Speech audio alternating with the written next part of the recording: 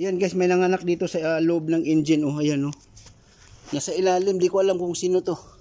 Ayun, nalaglag oh. Nalaglag yung baby niya. So ngayon titingnan ko kung yan, may umiiyak pa. Kung sino yung nanay nito. Ayan. Ayan, may umiiyak pa dito. Mahirapan ako.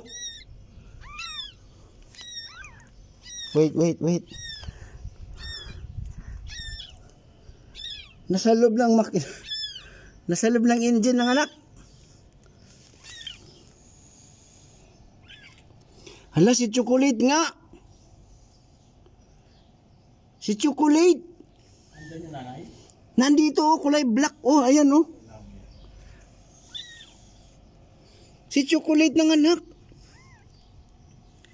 Buntis pala to. Ano maliit yung kanya? Kapapanganak lang nito. Bakit dito nanganak to? Nakita ko yun, maliit ang siya. Kaya pala malaki yung anak niya oh. Ilan na?